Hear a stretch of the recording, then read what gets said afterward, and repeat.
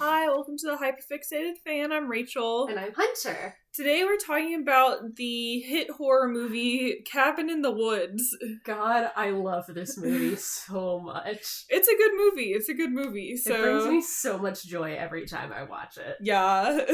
It is really wonderful, I think, because it gives you every single horror movie stereotype, but also subverts them. Like, everything that happens is being done on purpose, and you're watching it all happen on purpose in real time. Yeah, it's great. It's so fun and silly. It reminds me of Scream in that it's like a kind of like satire, but like in a good way for horror movies. Yeah, very much. It's the same thing where it's like it's a parody of horror, but also like a love letter to horror. Yeah, definitely.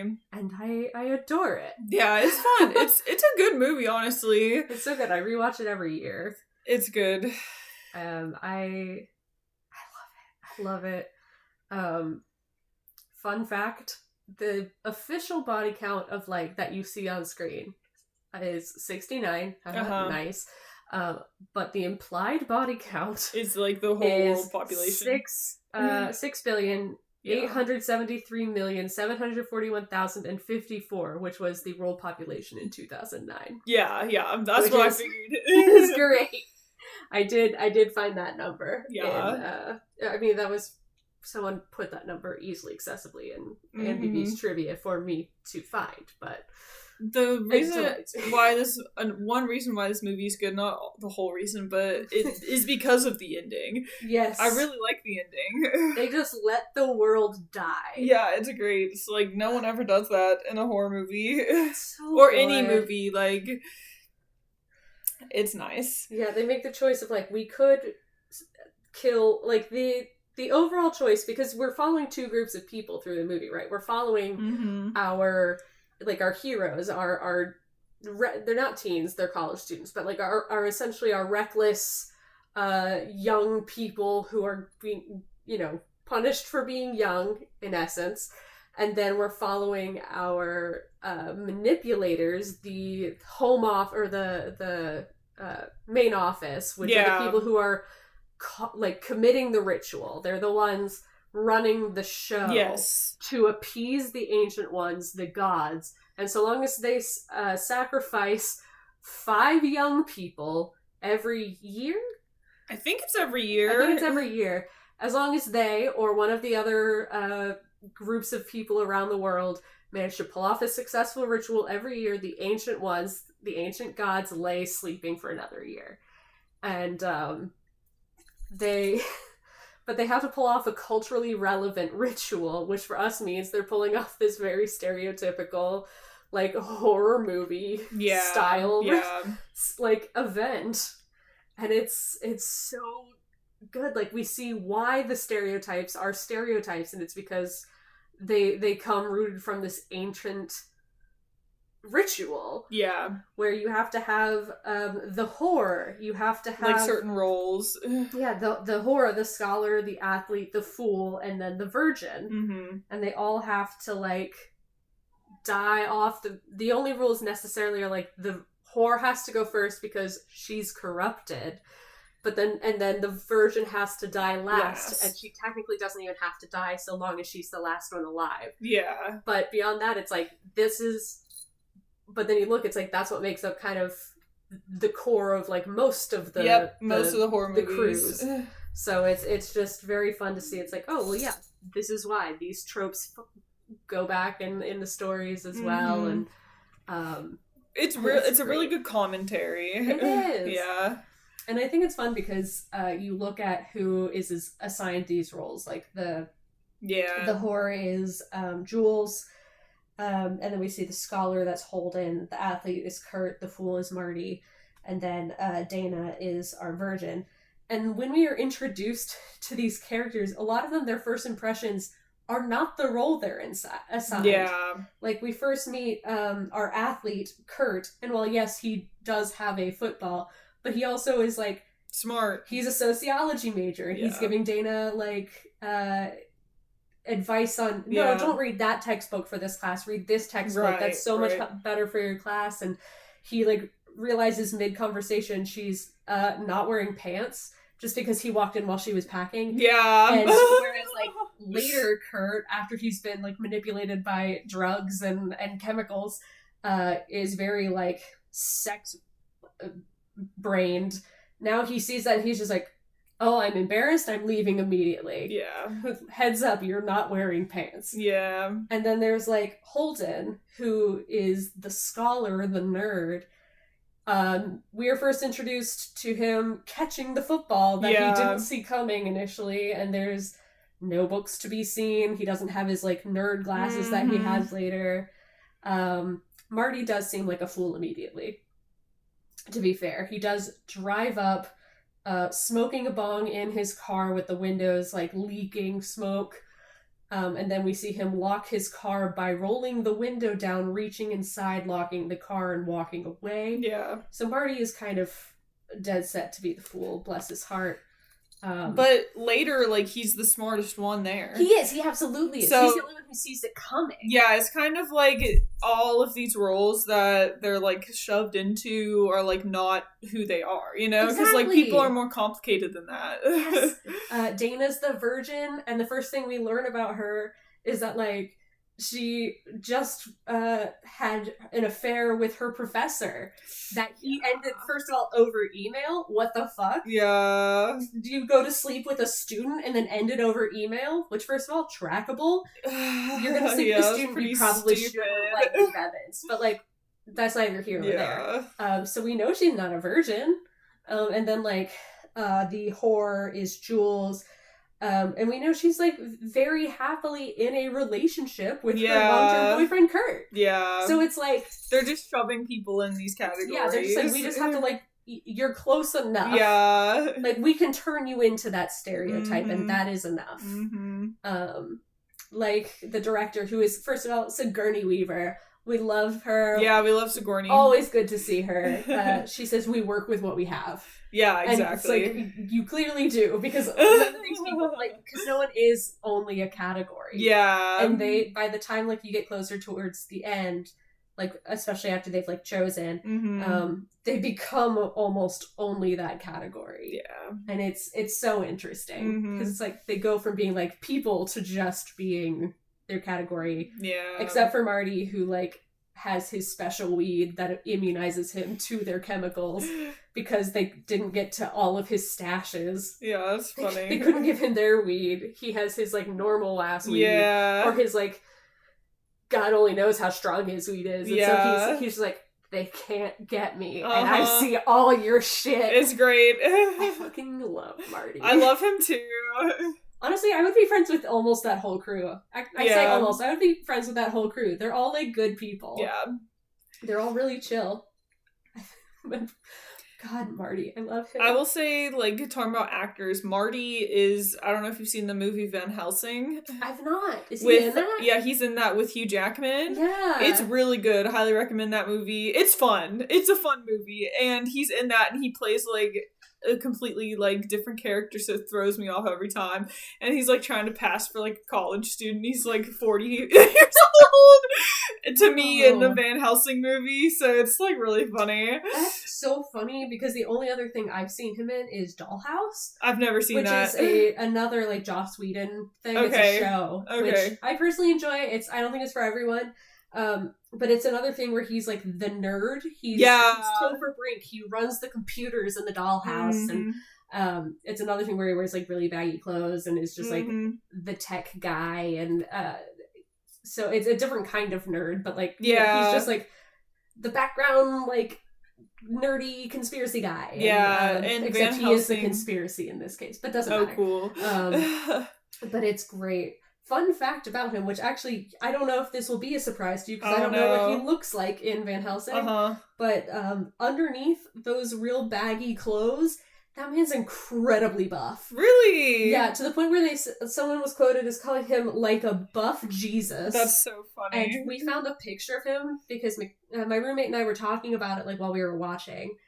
Because we found that trivia, like, last year while we were watching, and she found a picture of him, and it is just bizarre. He is quite buff, considering like how That's crazy. lanky they're able to make him look under all the baggy clothes. Yeah. But they were like, we can't have people knowing he's buff. Cover him up. Yeah. And it's the same with Dollhouse. He's like wearing like extremely baggy clothes and like just looks real nerdy and lanky. And it's like, oh, you're strong though. Definitely the same in Van Helsing. He's like a friar, so he's like in the robes. Just looks real small. Yeah. It was so bizarre when she showed me the picture. I was like, you're not allowed to look like that. Take it back. Yeah, so... It was so weird.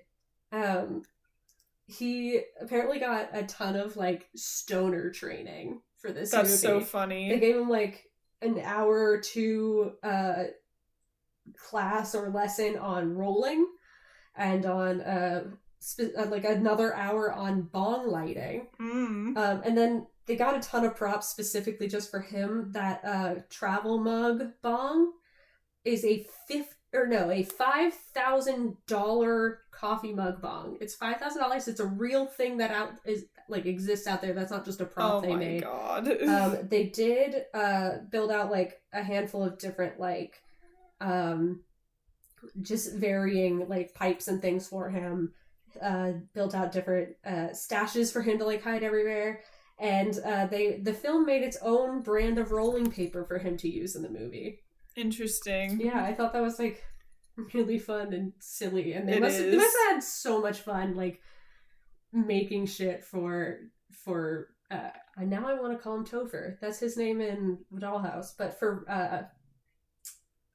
good lord, Marty. His name is Marty. But I just had a lot of fun with it. Or thinking about it.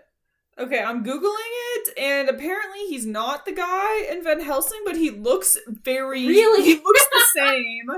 So it's like throwing me off. I'm like, what? No! He looks the same! Weird. Maybe they're related I'm or gonna something. put it in the, he looks like so... I'm gonna put it in the... Here, let me show you a picture of the other guy. The guy who's not Frank Kranz? Yeah, I guess. That's really They look funny. the same, man. While you like find a good photo, I was thinking about, since we just talked about Scream so much. Yeah. I realized like Marty is the Randy of Cabin in the Woods. Yeah. And that like you should always listen to him. He's always got the warnings. He's always the one who's first aware of something. So we should always just listen. Like we always listen to Marty. We always listen to Randy. We should always listen to Marty. And I think one of the funniest lines from Marty, he has so many bangers, but one of the funniest was like, just as the, okay, yeah, no, I can see the similarities for sure. Man. That's fair, yeah, it's very similar kind of vibe. Like same facial structure. Yeah, for sure, and the hair is spot the hair, on too. Yeah. But it's like right after the Buckners have first been released. Yeah. And Kurt has just made it back to the cabin. They open the door. Judah Buckner throws in Jules's head. Yep. And then they all split up to go into their rooms. Which, first of all, that's also a great moment where it's like, let's all stay together so we can like help each other and stay close. And then they're like, well, that can't be allowed. And they hit the button in the control room that like, sends whatever stupid chemical, hits Kurt in the face, and he's like, no, we should split up and cover more ground that way. And Holden's like, yeah, actually that sounds like a great idea. I was like, Holden, damn it. Yeah. And Marty's in the back like, no, what are you talking about? And then of course there's like a bang on the door. They all scatter to their own rooms. And Marty in his room, in trying to like move stuff to cover his window, knocks over and breaks a lamp, and he finds one of the cameras in his room. And he's like, I'm not crazy. Well, his first thought is, I'm on a reality TV show. My parents are gonna think I'm such a burnout. And it just made me think of Stu in Scream 1, where he's like, my mom and dad are gonna be so mad at me. So true. Where it's like, of all the power of parents. Like, buddy, of all the thoughts, it's like, even if you were right and it's like, this is a reality TV show. Yeah. And not like, wow, they're doing horrendous things for this reality TV show. They just made me think one of my best friends is dead. And like, what did they do to my besties? His thought is like, damn, my mom and dad just saw me smoke so much weed. So funny. So funny. I love it. The parents, they're always lurking. Yeah. But God, yeah, just since we focus so much on screen rate recently, I've got that makes sense. That makes sense. Smoking with Marty. Yeah. Also, Chris Hemsworth is in this movie. He is. He's Kurt. It's so funny because it's right before he got famous. Because Thor released in the same year that this released, so it's very close. Yeah, he was in this and Red Dawn, which both released right around the same time. I saw Red Dawn. And then Thor came out shortly after. Yeah. So this was just before people actually knew him. So it's damn, Chris Hemsworth is in this random movie. And he's doing an American accent, right? Yeah. And it sounds pretty bad. I thought it was good. I don't know. Nothing about it seemed off to me, honestly. Okay. And I'm usually pretty nitpicky about that shit. Okay, good. None of it sounded I haven't seen it in a while, so... No, yeah. I watched it 3 days ago, so... Okay, good. No, it didn't sound bad to me, but I may have missed some stuff. I don't know. But I just could tell, when I remember watching, I could tell, some of the vowels, That's fair. And then the guy who plays Holden, for anyone who... He's in fucking Grey's Anatomy? He's in Grey's Anatomy. Yeah. He plays Jackson. Yeah. Which is very funny, because one time I put it on, and my roommate, who has watched, I think, at this point, she may need to catch up on the last season. Doesn't matter. Mm-hmm. She very much enjoys Grey's Anatomy, and has got me to watch through a good chunk. But she's watching, she passed through the room while I was watching, and she goes, "Is that Jackson?" And I was like, "Oh yeah, did I not tell you?" Yeah. That you're sometimes your boy is in this. Yeah. Occasionally your boy. Mm-hmm. Because that's how it is with pretty much all characters in Grey's Anatomy. It's they're in sometimes else. My boy. Yeah. Or that's my girl for this episode. Or, it's rarely someone always your fave. Oof. I don't watch Grey's Anatomy. It's a soap opera. You can't like someone all the time. Yeah. To be fair. Yeah. It's a painful show. But a good thing about this movie is the opening.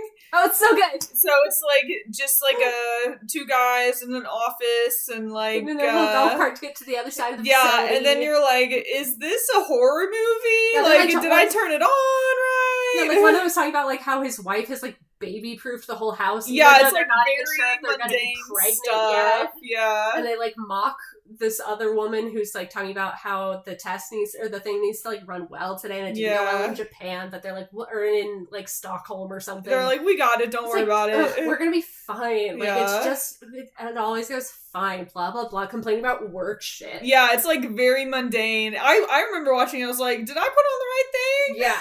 And then finally you get the freeze frame, boom, cabin in the woods. You're okay, what is this movie about? In a golf cart in the most boring office building. It just shows you cabin in wood and bright red bowls. Yeah, right off the bat, what kind of movie this is. This is a satire. This is not your usual horror movie. No, it's so good. It's really good. Let me try that sentence over, and I got one word in and had to turn around. The writers, Drew Goddard and Joss Whedon, said that they wanted to open in that way specifically so that people, when they went into the theaters, would be concerned that they went into the wrong theater. Yeah. We wanted people to know right off the bat, this is a different. Strange vibe, a different vibe from it's so funny every time. Yeah. Which I love. I remember a few years ago, one of my friends was telling me to watch this movie, so I looked up the Wikipedia brief plot. I was okay, this seems like a super serious scary movie. And then I started watching it, I was is this the same movie? I was so confused. Because the synopsis or whatever makes it seem very serious of these teens need to do these tasks or whatever to prevent the apocalypse. I'm oh, okay, these are this is a serious movie. Intense. Yeah. And it's no, here's some office workers complaining about baby proofing the house. Yeah, it's a good movie. Go ahead.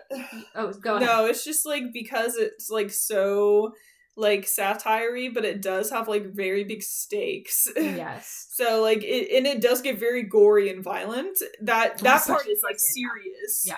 That part they don't even make fun of it or anything. It's serious. So And we've talked about the kids already, but like you do follow those office workers through the whole production. Yeah.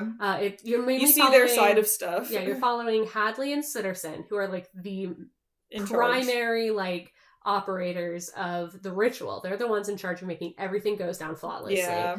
We also follow Lynn a little bit, and she is like managing the chem department. And then we follow the security officer, who I'm blanking on his name. I don't know now. his name. But they are in charge of essentially managing the entire ritual from beginning to end. They're the ones who say, okay, do this, do that. Hey, the kids swapped rooms. Make adjustments for chemicals and any sort of like plans that we had implemented for this one person now has to be swapped to another room. It's like, okay, well now it's time to split the kids up. We need to manage this. Okay, the 2 kids are going outside to have sex. Bump temperature control in this sector so that it's warmer and they feel comfortable taking their clothes off. Yep.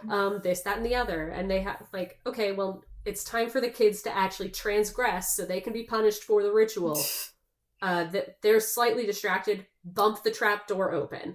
They have to implement every single step to make sure the kids do what they have to do to instigate a ritual to then follow through on that. And it's so stressful because like you can influence people and like guide them, but like they don't, like people have free will, you know? Like they're not gonna do things according to your plan, which is like why they do this like all over the world and they don't always succeed. Yeah. And it's interesting because it's like obviously we like these kids. I keep calling them kids, but it's like I'm gonna stick with that. They're still like they're in college. They're still young. College kids. It's like we are rooting for them. We want them to live. Yeah. But we're also following these guys, and while we don't know the full extent of what's going on, we keep getting we hear about downstairs.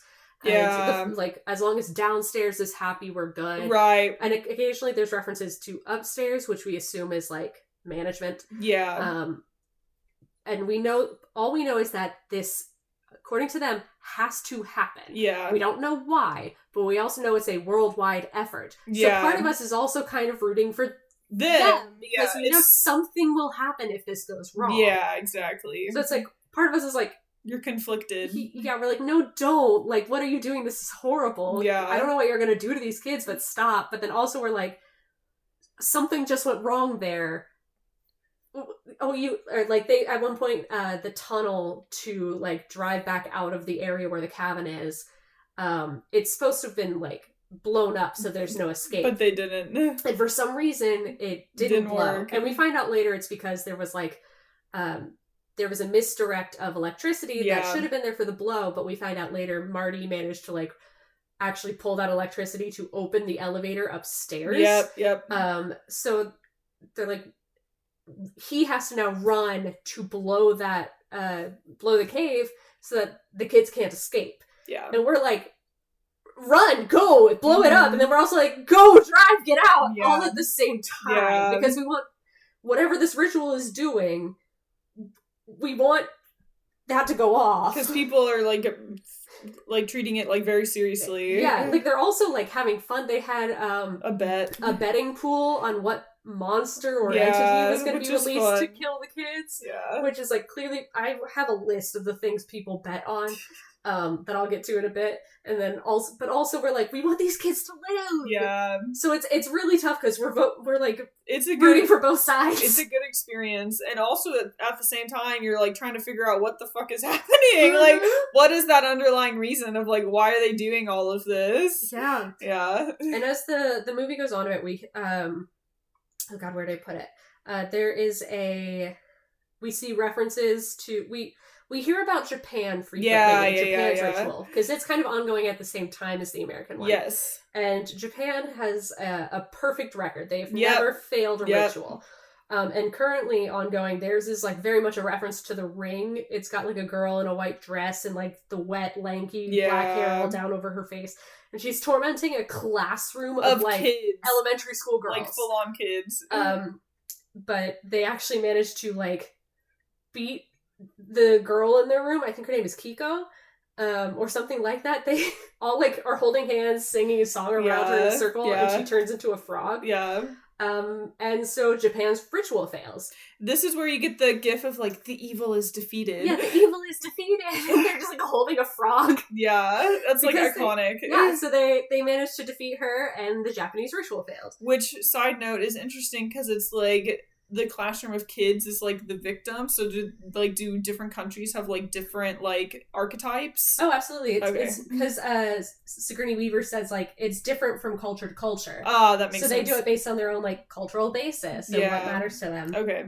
And we get very, very brief, like, shots of the failed rituals. Yeah. We know there's one in Buenos Aires, which seems to reference King Kong. Oh. There's one in Madrid that seems to reference possibly Dracula. Again, these are very brief scans over, like, the newscast.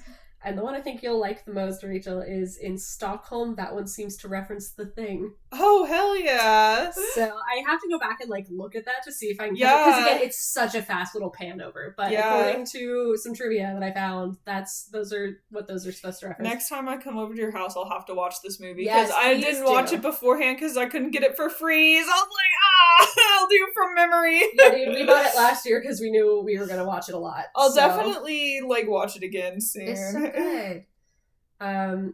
I have a list of, I know there's more in there that I didn't think of, but just, like, different movie cliches that they cover in the movie, and then how they're kind of subverted a little bit. Like, obviously we talked about the group stereotypes, like the whore, the virgin, the athlete, that sort of thing.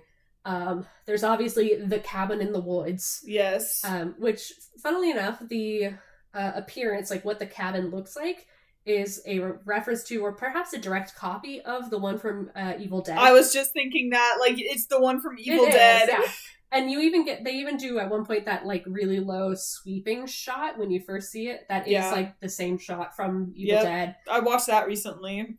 I have watched the remake recently. I have not seen the remake. I only saw the original. I should go back and rewatch the original because I thought it was very fun. I want to watch, like, most of them. Like, there's a second one. I know for sure. The first 3. Okay. I think a long time ago. But, I don't remember. And they're fun. They're very silly. There's, like, 2. There's, like, one remake and then one, like, new sequel that I also want to watch. So I don't think I'll be watching the sequel to the new one just because they're much more.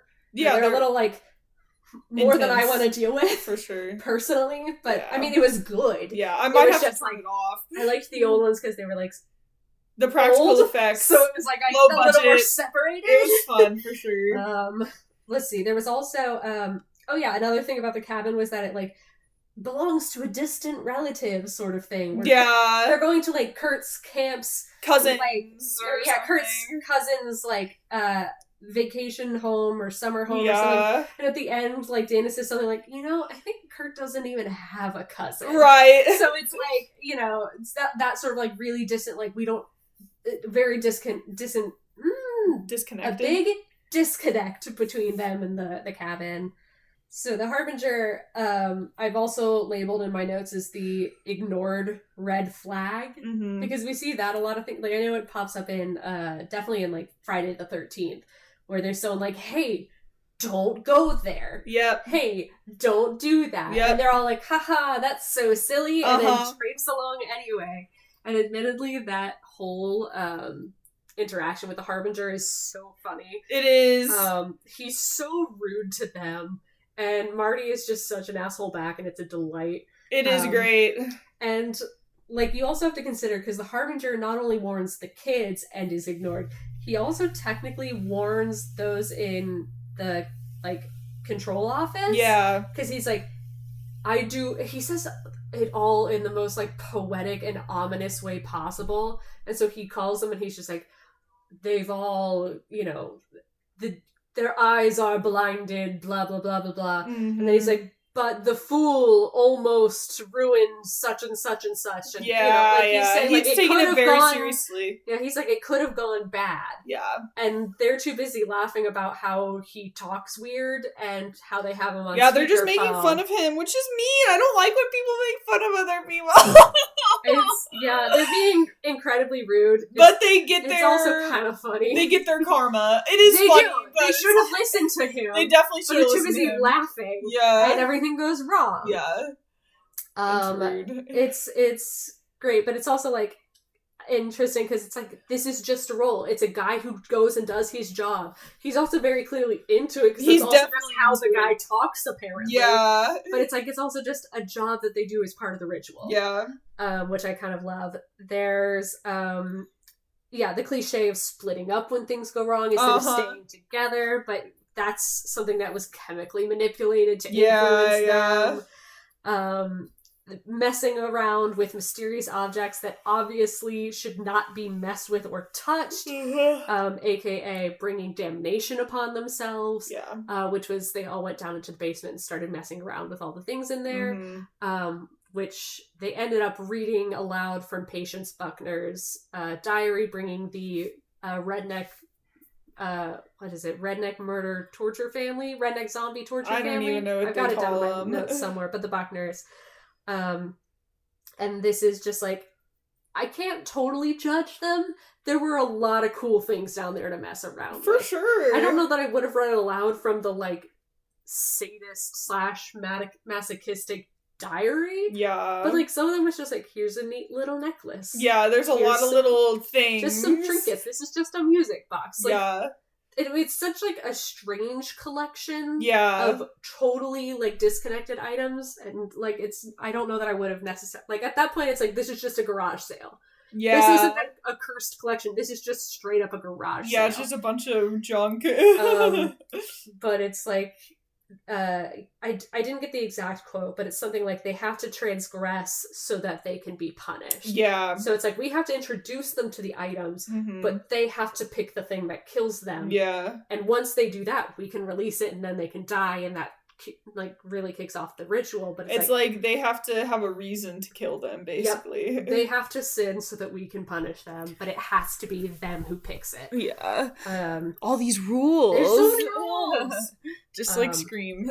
There's the like having sex in the woods cliche. Yeah. You can't have sex in a horror movie. Exactly. We always need to listen to Randy. Sin factor. Come on. Yep. And once again, that's chemically manipulated. They say something like, they activate the pheromone mists in the woods. They like boost the temperatures, make mood lighting.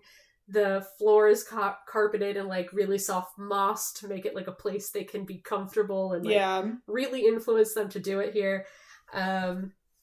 Which is like, who is going to go out to the middle of the woods? I know people will. I know people will because people are dumb, but that can't be comfortable. Can't relate, yeah. It cannot be comfortable. No. It can't be worth it. But whatever, that's not my problem. You're gonna be so dirty. There's the virgin who's making out. So it's Dana making out with Holden on the couch, and she pulls back a little and she goes, "I've never." As in I've never had sex, and then she stops for a second. She's like, well, not never. And like is like, why did I say that? And then they just kind of like move on because again they've all been like dosed with various stuff over the course pushed of the into these roles. But it's just like such a like cliche moment. Yeah. And he's like real sweet. He's like, nothing you don't want. And then like at that point, Marty walks by and is like, he has a husband bulge, which is something that was in the diary.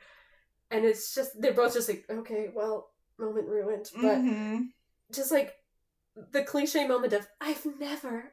It's like, girl, okay. Yeah. Whatever. Yeah. Sorry, I'm almost done with my list of cliches. No, I know okay. there's more in there. There's the dead enemy returns, which in this case they are zombies, so it makes sense. And obviously they will, but there's like, she at one point pins, I think it's Judah, one of the Buckners. He was hanging down in the black room. She like stabs him through with a crowbar through into the wood and like stabbed him multiple times, and then they leave, but he shows up again at the lake. Yep. And then there's the you can't just leave.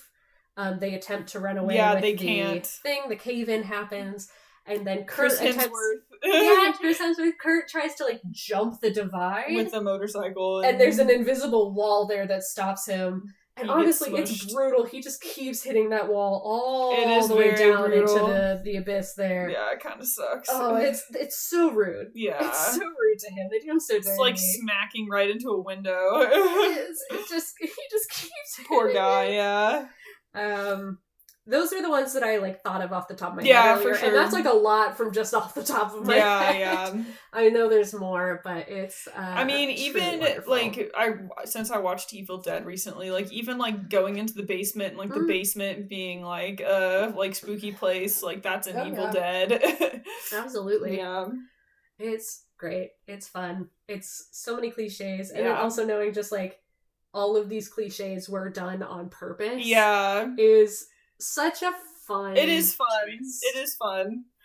But the best part of the movie, in my opinion, is, like, all the monsters. Yes.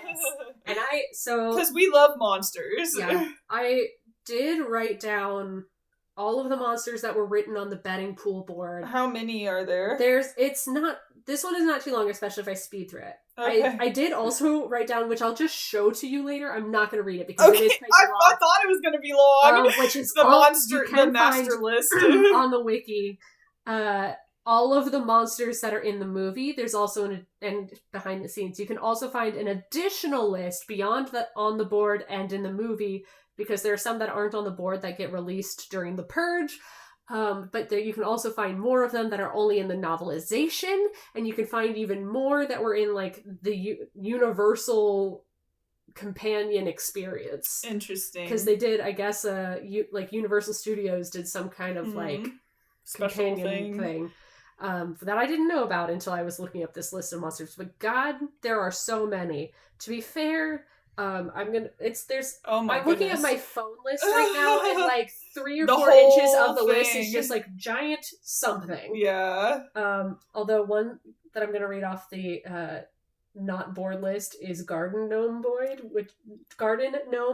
which I do just think is very funny. It's like the Leprechaun movie. Oh, Reminds me of that. I watched that for the first time a couple weeks ago. I've never seen it all the way through. I've seen, like, bits and pieces of it. Yeah, it has fucking, what's her name? It's got a famous actor. It does. I've repressed it. I'll be so real with you. We watched it on a whim, and it was because it's leaving whatever streaming service tonight, and we're like, oh, last chance, let's watch it. Jennifer Aniston, yeah. Yes, Aniston. Oh my god, and it was so bad. Yeah, I want to see it, actually. How did it get a sequel? I've never seen the worst thing I've ever seen. Okay. So funny. So, monsters on the board.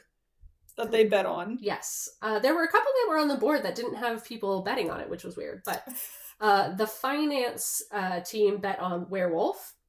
Biomed bet on alien beast. Oof.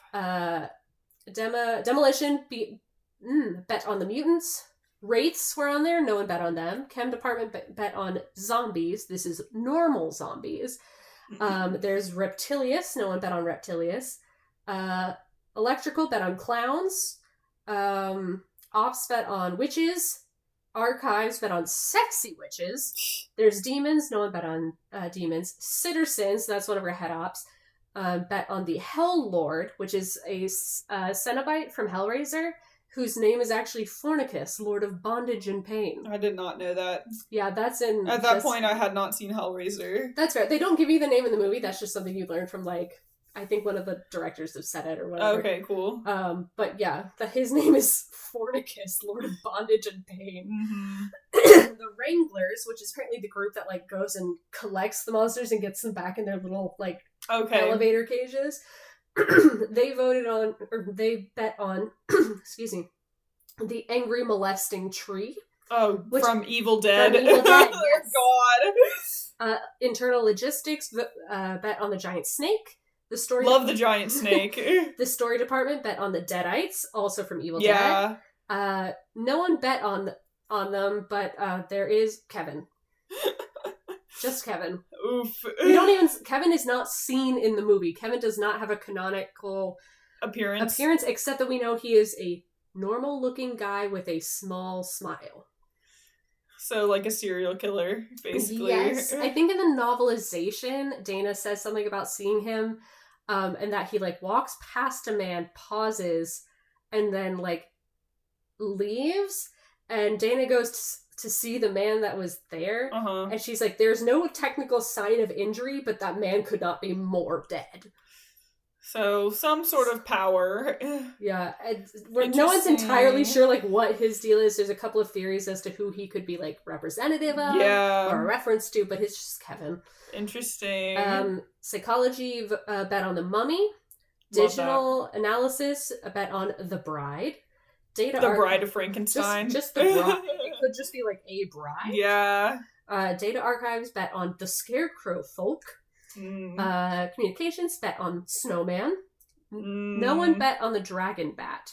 That sounds cool. I think we do see that one a couple of times. I think it tries to eat Ronald the Intern. Okay. Distribution, bet on vampires. Yes, love vampires. No one bet on the dismemberment goblins. Oh, God. But they're there. No one bet on the Sugar Plum Fairy. We see the Sugar Plum Fairy a lot, actually. Is she the ballerina? She's the ballerina that's, like, just a giant circle of teeth for her face. Yeah. I didn't know that was who that was. Yeah, she's the Sugar Plum Fairy. Hadley, of course, bet on the merman. Yeah, we know that. That man really wants it to be a merman. Wants someone to get killed by a merman, and bless his heart, he gets killed by the merman. It's karma. It's karma. And honestly, everyone really loved filming this. Like, was very, like, a lot of people say it's their favorite scene. Which, honestly, it's good. It's good. It just, I don't know, it just distasteful, like, bad taste in my mouth. Just because fair. It is scary. It's like this thing, it's a nasty looking creature. Just the concept of, like, this thing that you're, like, so interested in and, like, you want to see in action, and it's, like, slowly crawling towards you to, like, kill you and, like, eat you. That's like terrifying to me. Honestly, I think I love it so much because he sees the mermaid. Like, first you hear it kind of splatter across the floor, and then, like, because a bomb just went off, so he's disoriented, and he, like, finally, like, manages to focus and realizes it's the merman, which he's been talking about for the whole time, the whole movie. He just so badly wants to see a merman. Yeah. And finally he recognizes that's what he's looking at, and instead of being, like, afraid or, like, trying to get away or doing anything, he just goes, "Oh, come on!" Yeah. And then dies. Yeah. And it's so funny. It is funny. It's like, look, man, you got what you wanted to see. Yeah. You get to see it. I think the worst part for me is, like, you see the blood coming out of the gills. Yes, I hate that. I hate that. I think I read somewhere a while ago that they had, like, the guy as the merman, but they also had just, like, tubing that went to the spout in, like, the world's biggest bucket of blood. Oh my god. Like, there's just so much blood in there. Like, far more than a human. And they're like, we can get this in one take because there's too much blood to clean up. Yeah. And so they just, like, and it had to be, like, the last take they did in that set, because it was going to cover everything. Because the joke was, like, earlier they talked about the merman, and they were like, he was like, I really want it to be a merman. He's like, yeah, but man, it's a bitch of a cleanup. Yeah. Or something like that, you know? I so they were like, that. we're going to have to make it so bad. Yeah. Ready? Go! And they just pumped blood up through the spout. Disgusting. Yeah, it was. It's so, I think it's so funny. Administration bet on the Reanimated, which is still different from the zombies. Sorry, that reminds me, there's this old 80s movie that I have not seen, but has been on my list for forever. It's called Reanimator. Have you heard of that? I actually saw it like, it was mentioned as a potential inspiration. Yeah, that's what I was thinking. Yeah. It's been on my list. I want to watch it. Okay. Maybe I'll be into that. I don't do well with zombies, so... I don't know exactly what... I think it's more of, like, a Frankenstein's monster situation. Okay, I don't know. That's what I know. I realize, I don't do well with zombies, but here's one of my favorite movies, which features zombies as, like, the main monster for, like, a third of the movie, Yeah, for sure. But we actually don't deal with the Buckners for all that much, realistically. Not really. So they're just the first, like, threat we see, but... And it's like, they deal with them, but then there's so much, like, running away from them. Yeah. And then it's like, okay, we've dealt with that, moving on. Yeah, moving on. The fight with the Buckners is actually, like, so brief. Yeah. They kill very efficiently, I've gotta say. Engineering, bet on the unicorn. Which, man, that unicorn kills so viciously. We see it kill, like, one guy during the purge, but, like... I don't even remember. It just, like, charges that guy, pins him to the wall, and then just, like, does it again, like, 4 times. It's nasty. Bad way to die, for sure. R&D, bet on the Huron. Huron. I don't know what that is. Unfortunately, I did have to like click into it to see. It is unfortunately like a Native American stereotype, which the website talked about as like being born of the fear that like white men had back in the day, and then like has perpetuated through media. But I'm like, yeah, but you're also perpetuating it through media. Yeah. So like, I'm not sure I'm fond of that. It's a bit problematic. Yeah. There is the Sasquatch / Yeti. God, that'd be awful. / They've also included. I'm not really sure how to approach. I know you're not supposed to write it. And I'm not sure if we're necessarily supposed to say it as well. The Native American creature that... I know exactly what you're talking about. Yeah, I don't want to say it. I don't want to say it because I know we're not supposed to really but if you know what we're talking about, you know. It's the monster from Antlers. Is that... From Until Dawn. Do we see that in the movie? What? Like, that thing? I don't know. Because I don't remember seeing it. I didn't look to see if that one was in the movie. It might be, it might not. I forgot to... I didn't check all of them to see if they were seen. Yeah. But, it's possible. The dolls were bet on by kitchen staff, which the dolls we see a lot, just because I know exactly what they look like. They're the ones that have those like white masks with the black lips. Okay. And like they're all wearing like kind of business wear, and they walk out like together as 4 of them and like move slowly and like very determined. Okay. They're really ominous. I like them. Accounting bet on the doctors, which are 2 guys in like medical scrubs, but their skin beneath it looks like it's been like burned by like chemicals or something, and they like do operations on you, and it's bad. Terrifying. The winners of the bet were maintenance / Ronald the intern, who voted for zombie redneck torture family. Yep. AKA the Buckners. Security voted for Jack O'Lantern, which is a guy with a pumpkin head.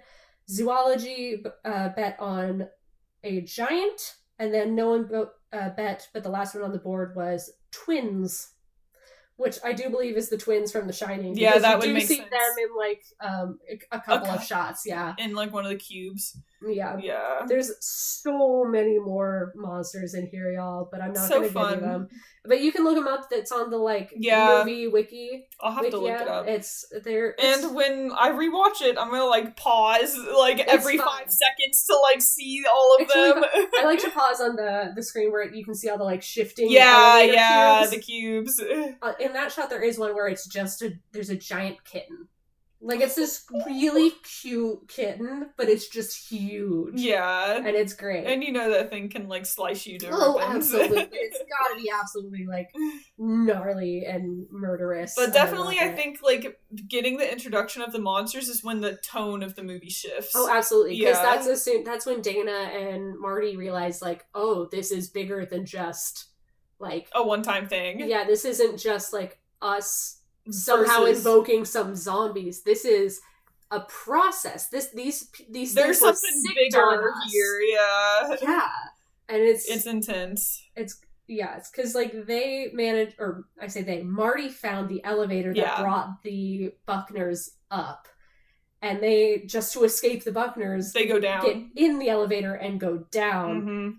Which then introduces them to all of the creatures. Yeah, and they're in a cube. Yeah, when they find the Cenobite, what did I call him? Fornicus or something? Yeah. Whatever his name is. She recognizes that he's holding the puzzle box that I think it was Holden was messing around with when they were like essentially choosing what monster they were going to face. Yeah. And she's like, oh my god, we picked this. We picked what was hunting us. And because I read the diary, that's why we got the Buckners.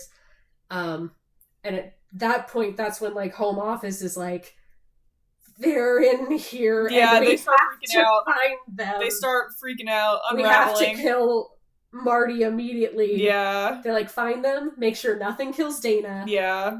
Kill Marty. After that, it doesn't matter what happens. We just have to kill Marty first. And then... Marty doesn't die! My fave. They release all of the monsters into the facility. Which is badass. It's insane. There are so many, and they kill so many people. It's so great just to watch that happen. is so good. They have traumatized themselves because they Oh, do for it and sure. immediately watch and listen to so many people die. And they're, like, freaking out. And then they get to meet Sigourney Weaver. Which is great. Which honestly is a dream. Which is, like, such a jump scare. I was not expecting her to be in this movie at all. Like, I was like, Sigourney Weaver! What are you doing here? Hi! Oh my god! Yeah, it's like, oh, hi! And she's like, hi, so sorry about tonight. You were never supposed to find out about any of this, and honestly, you were supposed to die faster. So it wouldn't have been this drawn out or bad. How do you feel about murdering your friend Marty? Yeah. Because you have a gun, I see. Could you kill him? If you kill him, the rest of the world gets to live. You down for that? And, like, for a half second, she kind of is. Yeah. She, like, holds the gun up to him, and then she's like, I'm really sorry. And Marty's like, yeah, I am too, because he's not warning her about the werewolf about to chomp on her shoulder. Yep. He does save her from the werewolf. She saves him from being thrown off the edge of the dais into the Ancient Ones by Sigourney Weaver. And so then the two of them are both, like, bloody and exhausted. And they're like, why don't we let the Ancient Ones rise? Maybe it's time. Society should crumble. Yeah. They just don't care. They're just like, it's time. Let's, Marty lights up another joint, and they smoke it as the world ends, and the hand of Kronos, the Titan of Time, emerges from the earth. Do you know which Kronos? Is that, like, according confirmed? to, IMDb trivia. That implies that, like, the Ancient Ones are, like, the Titans. Yeah, which tracks, which fucking tracks. I buy it. Like, yeah, that's pretty old. If you've read Percy Jackson, like, that tracks. Yeah, those guys suck, and they hated humans. So, but yeah, Kronos emerges to conquer the Earth. And that's a good shot. The hand is a good shot. It's so good. Destroys the cabin. Yeah. And just... And you're like, okay, that's big enough that everyone we just saw all died. They all died. They're all gone. Yeah. I did see in an interview after the movie released, someone asked, I think it was Joss Whedon, could have been Drew Goddard, asked, do you think there will be a sequel? And he was like, did you see how my movie ended? Yeah, like, you can't really... So there's no sequel. The world is gone. Yeah. There's no one to have a sequel with. Yeah, exactly. Everyone's dead. Like unless you could maybe do a prequel. Yeah, a prequel, maybe a previous iteration. Yeah. And you can have, like, a final girl or guy where the virgin just lives after watching all... And, like, we could explore some of the other monsters. That could be fun. Yeah. But, like, we can't do a sequel. No, unless it's, like, about... a new Titan or something deciding to, like, bring humans back or something. But that'd be an entirely different, like, genre. Yeah, that'd movie. be more, like, cosmic. Yeah. It wouldn't be the same thing. My question is, though, like, obviously the monsters know sort of the goal. They know to, like, kill the humans. Yeah. But do they know that they need to, like, start with the whore and leave the virgin till last? I don't know. Because, like, some of those monsters are really, like, we had the Buckners, who are very slow. So it's very easy for, like, Home Office to manipulate the people to make sure the whore is out there first. Yeah. And make sure that, like, the virgin stays back until everyone else is dead. Except for the little fluke, in this case, where they thought the fool was dead. But some of those guys are really fast. Yeah. So how they wouldn't have the time to pull all the strings. Right. So I don't know. Maybe. I mean, obviously these monsters have some tie to the ancients. Yeah. And so they must have some knowledge of how things must go down. Probably. They would have to, I would think. Probably. I don't know. But then it's like, I mean, they keep them in cages. So it's like, I mean, which makes sense because they're, like, dangerous, but it's like, if they know the plan and are on board, like, why would they keep them in cages? Well, I imagine they probably will, like, just kind of constantly kill if not kept in a cage, but upon release... They, like, have a direction. Yeah. Okay. Because otherwise they might not just target, like, the area that is the ritual, they might just, like... Go everywhere. Go. Yeah.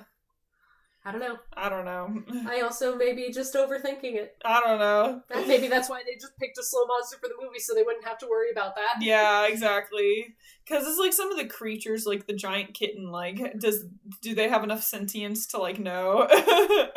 Good question. I don't know.